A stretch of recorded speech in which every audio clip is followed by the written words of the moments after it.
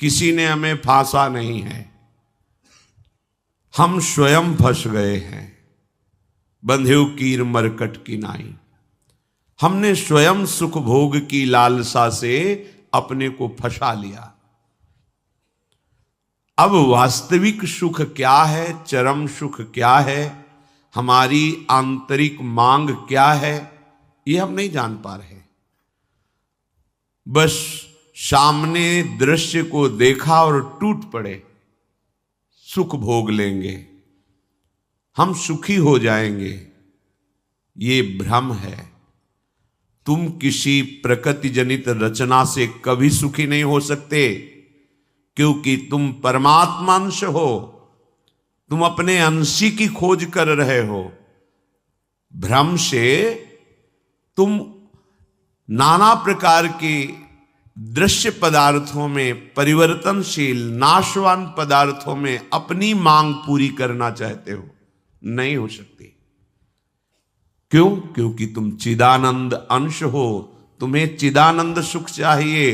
ये प्राकृतिक सुख अनेक जन्मों से भोगते चले आए, अगर कहीं इसमें हमारा विश्राम होता तो आज तक हम सुखी हो जाते।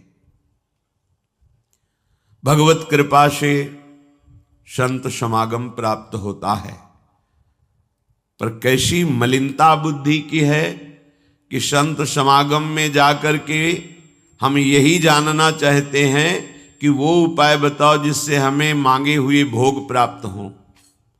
भोग भोगने वाला शरीर जो निश्चित नष्ट हो जाएगा, वो नष्ट ना होने पावे।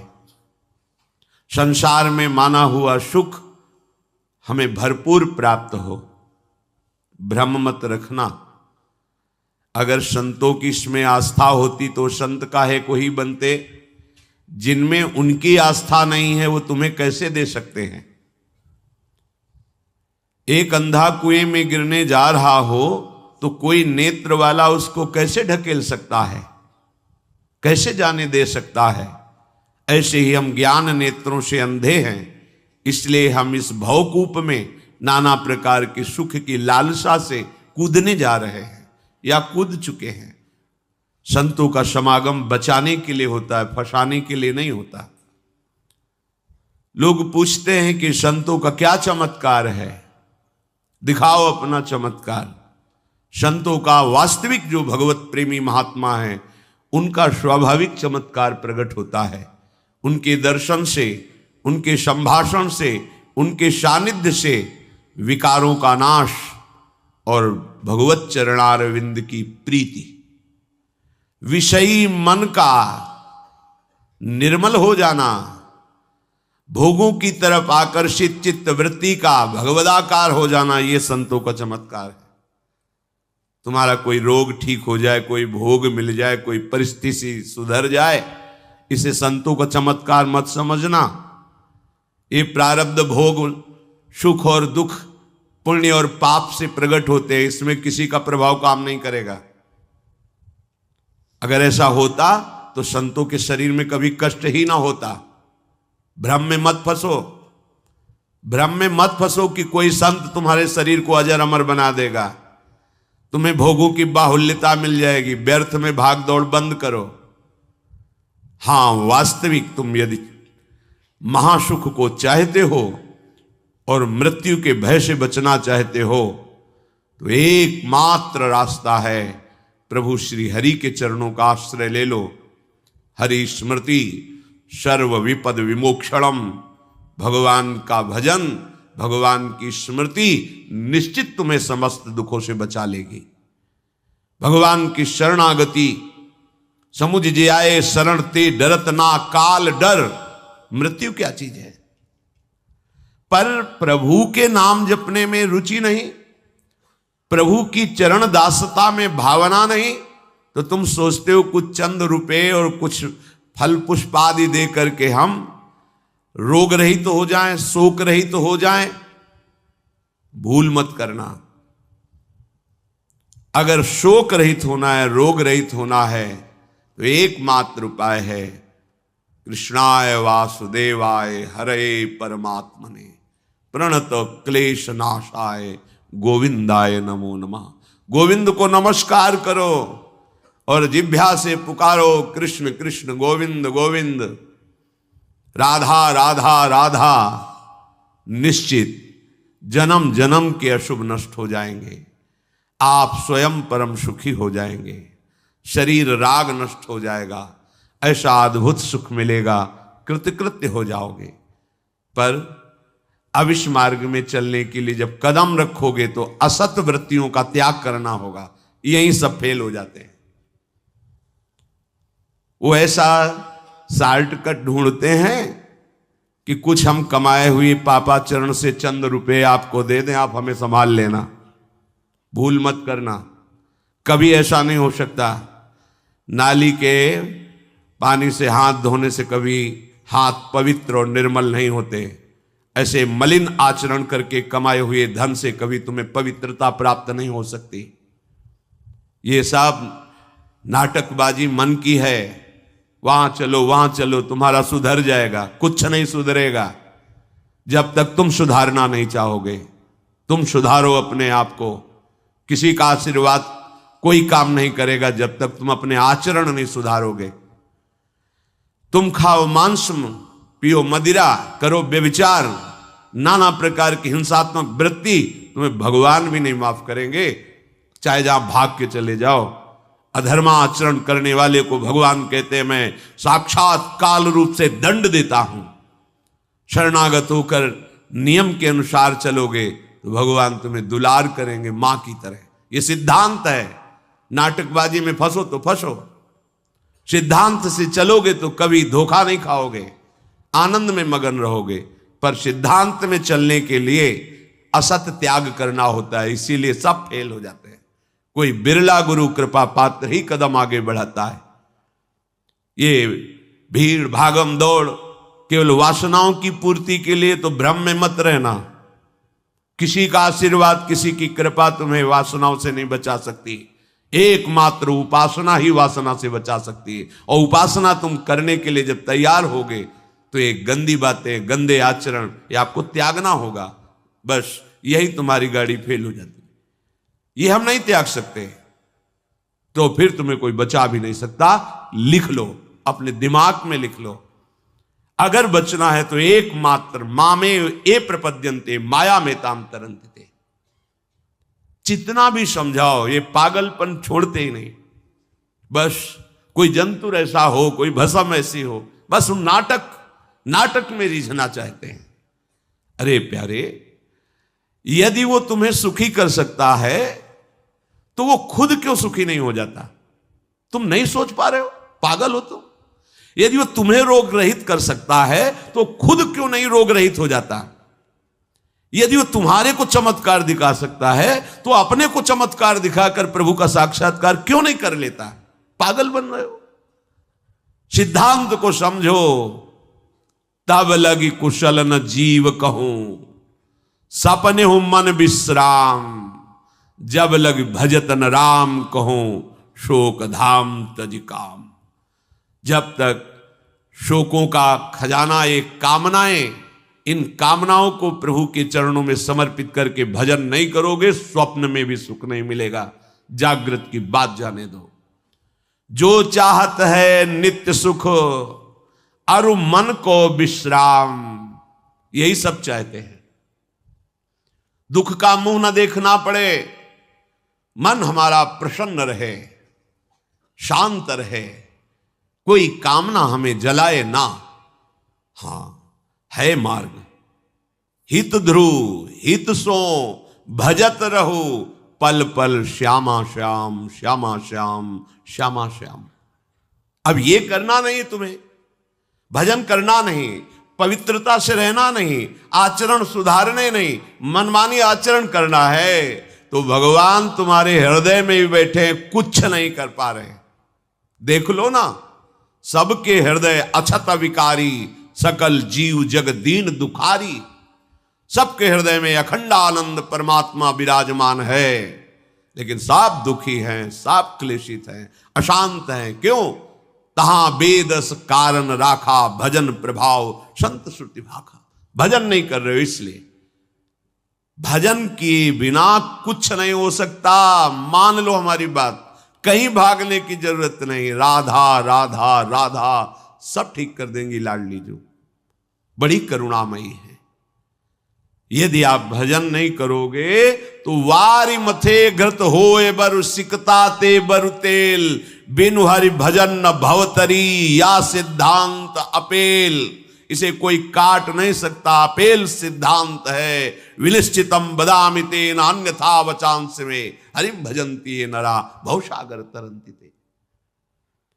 पानी को मथ करके बड़ा चमत्कार कर लो, घी निकाल लो, हो सकता है। बालू को पेर करके तेल निकाल सकते, हो सकता है। असंभव को तुम ये संभव कर सकते हो, पर भजन के बिना तुम दुख से निवृत्त नहीं हो सकते। गोस्वामी जी का ये अटल विश्वास, महापुरुषों का अटल विश्वास, शास्त्र का अटल आदेश, बिना भजन किए तुम्हारे अशुभ कर्म नष्ट नहीं होंगे, और अशुभ कर्म नष्ट हुए बिना तुम सुखी नहीं हो सकते। सिद्धांत से चलोगे तो सुखी हो जाओगे, नहीं भटकते घूमोगे, पूरा जीवन नास्तिकता और अश्रद्धा में उतर जाएगा। सिद्धांत से चलोगे तो कृतकृत्यता का अनुभव होने लगेगा, और नाच नाच कर कहोगे वाह, संत समागम का क्या फल होता है, ये मैं पा गया। पायो जी पायो मैंने, राम रतन धन पायो। मारा घूम रहा है जीव, कोई औषधि मिल जाए, कोई भस्म मिल जाए, कोई जंतुर बांध दे, कोई आशीर्वाद दे दे, अरे पागल हो। तुम्हारे कर्म ही तुम्हें दंड देंगे, तुम्हारे कर्म ही तुम्हें सुखी करेंगे। हां, हम कैसे अपने कर्मों को सुधारें, यह है संत समागम। आप अपने द्वारा अपना उद्धार कीजिए, कोई तुम्हारा उद्धार नहीं कर सकता। उद्धार की युक्तियां, उद्धार का मार्ग, उद्धार के सिद्धांत और सहयोग ये संतों से प्राप्त होता है। आशीर्वाद से उद्धार नहीं होता, आशीर्वाद से सुख दुख की निवृत्ति नहीं होती, वो ज्ञान से होती है। उसके लिए आपको भजन करना पड़ेगा, सत्य आचरण में चलना होगा, दुख को सहना होगा, सुख को दबाना होगा, उसमें अभिमान करके फूलना नहीं होगा। तब आप उस महासुख में पहुंचोगे जिसे चरम अवस्था का सुख कहते हैं। संत समागम दुर्लभ इसी बात के लिए है। इसका मतलब ये नहीं छूछा करके तुम्हारे दुखों का नाश हो जाएगा। भाग लो, पूरे ब्रह्मांड में जाओ, अगर कहीं सुखी हो जाना तो बताना हमें आके। समझना ही नहीं चाहते। भगवान कृपा करके बोल रहे हैं, औरों की तो बात क्या है, अब समझ लो। श्री भगवान कह रहे हैं, इदम तुते गृहतमं प्रवक्ष्याम्यनसूयवे, ज्ञानम विज्ञान सहितम यज्ञात्वा मोक्ष से अशुभात्। हे अर्जुन, ये मैं तुम्हें बहुत गुह्य बात कह रहा हूं। क्या होता है जब हृदय की बात कुछ कहने को आती है तो बार बार कहा जाता है कि आप अन्यथा मत सोचना, सत्य सत्य सत्य कह रहा हूं, ये बात तुम केवल समझ लीजिए। मतलब वो विवश होकर अपने हृदय की बात तुम्हें दे रहे हैं, जो छुपाए रखे जीवन भर वो तुम्हें दे रहे हैं, पर अनाधिकारी होने के कारण वो बात पकड़ नहीं पाते। संतों की बात में ही तुम्हारा कल्याण छुपा हुआ है। उनकी बात मान लो, फिर आप देख लो कैसे आपकी अध्यात्म उन्नति होती है। आप जो भी करेंगे वो अहम की धरा से होगा। अहम की धरा लोक लोकांतर तक ले जा सकती, लेकिन जीवन मुक्त नहीं कर सकती। जीवन मुक्त होने के लिए अहम का विसर्जन चाहिए, वो होता है गुरु कृपा से, संतों के वचनों से। विश्वास कीजिए, बिना संत वचन, गुरु वचन पर चले कोई जीवन मुक्त नहीं हो सकता। अगर जीवन मुक्त नहीं हुआ तो सब किया कराया माटी हो गया। चाहे ब्रह्म लोक जाओ, चाहे स्वर्ग लोक जाओ, आना तो यही पड़ेगा लौट के। तो फिर क्या हुआ, एक विशाल स्वप्न सुखद समझ लो, जगे तो फिर वही मृत्युलोके विशंति। भगवान कह रहे मैं बहुत गुह्य बात बता रहा हूं, अत्यंत गोपनीय बात, गोपनीय जो अभी तक छुपाए रखा है हृदय में। ये जो ज्ञान सहित विज्ञानानंद घन का मैं तुम्हें वर्णन करूंगा, ये अनुसूयवे, दोष दृष्टि से जो रहित है वही समझ पाएगा। दोष दृष्टि से रहित, जब भगवान अवतार लेते हैं तो मनुष्य जैसी लीला करते हैं, यही सुख देने के लिए तो अवतरित हुए, अपनी महिमा से घटे हैं, उतरे हैं। अवतार का मतलब होता है अपनी महिमा से उतरना। भगवान की जो अनंत महिमा है उससे उतरते हैं, हम उनको देख पाएं, उनसे बात कर सके, उनके साथ खेल सके। वो ऐसे उतरकर हमारे समान लीला करते हैं। उनकी लीला को देख करके अगर किसी को दोष दृष्टि होती है तो बोले इस गुहितमम के सुनने का अधिकारी नहीं। जब हम भगवान को भगवान न मानकर व्यक्ति मानते हैं तो हमारी दृष्टि वैसे ही दूषित हो जाती है। वैसे केवल भगवान की ही लीला हो रही है, पर हमारी दृष्टि दूषित होने के कारण हमें व्यक्ति दिखाई देता है, स्त्री पुरुष दिखाई देते हैं, गुणात्मा महात्मा दोषात्मा ऐसा सब भेद नजर आता है। पर यहां जो भगवान कह रहे हैं कि जो मेरे पर दोष दृष्टि ना रखता हो, अरे बड़े बड़े परमहंसों का जहां प्रवेश नहीं वो भगवान का रास है। जहां ज्ञान समुद्र भगवान शिव भी प्रवेश पाने के लिए ललचाए और भगवान श्री कृष्ण की मंद मुस्कान से गोपी स्वरूप होकर प्रवेश पाए। बोलो ज्ञान समुद्र भगवान शिव जिस रास रस के लिए ललचाए, वो रास रस प्राकृतिक स्त्री पुरुष का मिलन हो सकता है क्या? पर अनाधिकारी के तो क्या उपहास, ऐसा के तो इसलिए भगवान यह कह रहे हैं कि जो अनुसूयवे प्रवक्ष्याम अनुसूयवे, जो मेरे से दोष दृष्टि नहीं रखता।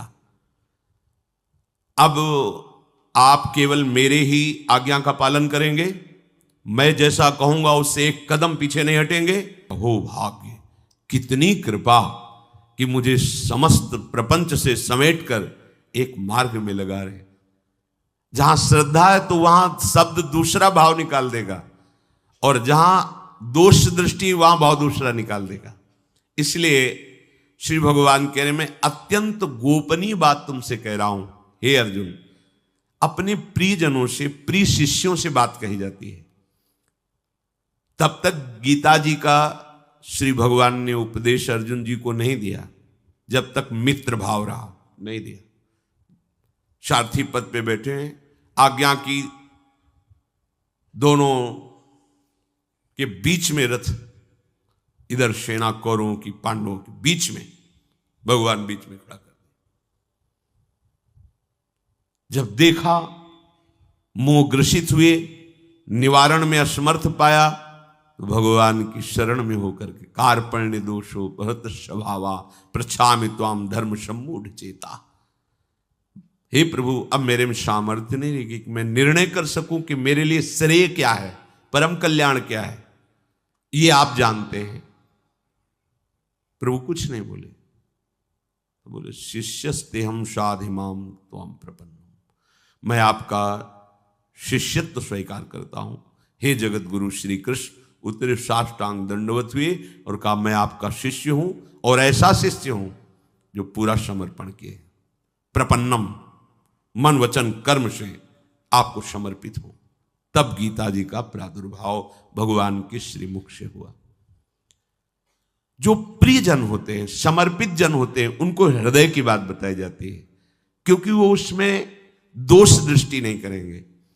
अगर प्रियता और समर्पण नहीं है, देखो ना, कह रहे मेरे को प्रणाम करो, मेरे को ही पूजा दो, मेरी आज्ञा में रहो, मेरे मन वाले बनो। हे अर्जुन, तुम उस परमात्मा को ऐसा समझो कि उस सारे जगत को जैसे बर्फ में जल ही जल है ऐसे व्याप्त करके विराजमान उस परमात्मा को, उसी के आगे ये बोल रहे हैं। देखो अब हम गुह्यतम बात कर रहे हैं, उस परमात्मा को नहीं, मुझ श्री कृष्ण को। मेरे में मन लगा, मेरे को प्रणाम कर, मेरे को नमस्कार। ये महापुरुष जन रास्ता देते हैं। अब तुम्हारी कहां श्रद्धा टिकती, वो ये देखते हैं तुम्हारे लिए कोई आश्रय है, अभी तुम्हारी खोज अभी पूर्ण हुई कि अभी खोज बकाया है, खोजो तो खोज लो, नहीं तो वहीं पकड़ के बैठ जाए कि अब बने तो रघुबर ते बने, बिगड़े तो भरपूर। अब बनेगी तो आपसे बनेगी, बिगड़ेगी तो आपसे बिगड़ेगी, अब हमारा कोई आश्रय नहीं। ये अत्यंत गोपनीय बात हर एक के सामने नहीं कही जा सकती, क्योंकि इसमें भगवान अपनी खुद बात महिमा का वर्णन कर रहे हैं। अब जैसे कोई बहुत हार थक के अब क्या करें महाराज, तो अब मान लो बात हमारी आंखों के सामने रहो, जो जूठन मिले खाओ, जैसा कहें वैसे करो। अगर अध्यात्म की भूमिका ना जागृत हो जाए तो कहना। गुरुजनों की बात किसी से प्रमाणित करने की आवश्यकता नहीं होती। आपको गुरुजी ने क्या कहा, क्यों आप कौन हो, हमारे बाबा गुरु हो क्या, क्यों आपको बताएं? हमारी और हमारे गुरुजी की बात हो गई, तुमको क्यों बताएं क्या गुरुजी ने कहा, तुम हमारे निर्णायक हो क्या, चलो दोबारा नहीं मिलेगा। पर बैठाल के वो आज प्रवचन में ये कह रहे थे, समझो। अब वो जो समझाएगा वो तुम समझ जाओगे, जो गुरु समझा रहे थे वो समझ में नहीं आएगा। इसलिए भगवान करें अत्यंत गोपनीय बात है। जब तक हमारा ये मन समाधान नहीं पाता तब तक भटकना पड़ता है। कहीं एक जगह पकड़ लो, ये जो अनेक जगह भटकना है बंद करो, एक जगह पकड़ लो, एक विश्वास रख लो, एक नाम जो गुरु ने दिया, एक मंत्र दिया है, अविद्या का नाश हो जाएगा, माया परास्त हो जाएगी। पर समझ नहीं पाते। दुकानें लगी हुई हैं, 4-6 दुकान घूम लेते हैं, चलो घूम लो, पर कहीं एक दुकान तो बांध लो कि हमें सारा माल यहीं से लेना है, तो तुम्हें छूट मिलने लगेगी। एक व्यवहार, हजारों की लाइन लगी, लेकिन आने दो, ये पर्सनल ग्राहक है, आने दो। ऐसे ही मेरे ईश्वर की दुकान में है सबका जीवन खाता। परिचय तो बना लो भगवान से, निहाल हो जाओगे। भटकना, हम जब ये बातें सुनते हैं ना तब लगता है कितनी हंसी की बात। जितनी देर तुम अमुक जगह जाकर के झाड़ फूक करवा कर उतनी देर राधा राधा जपो, बिल्कुल ठीक हो जाएगा, सब ठीक हो जाएगा। क्योंकि कोई भी जो हमें क्लेश देने के लिए आया है, कर्म है हमारा। जब भूत हो, प्रेत हो, चांडाल हो, रोग हो, दुख हो, विपत्ति हो, ये सब हमारा कर्म है। और उस अशुभ कर्म का नाश करने के लिए भगवान नाम जय घोष कर रहा है।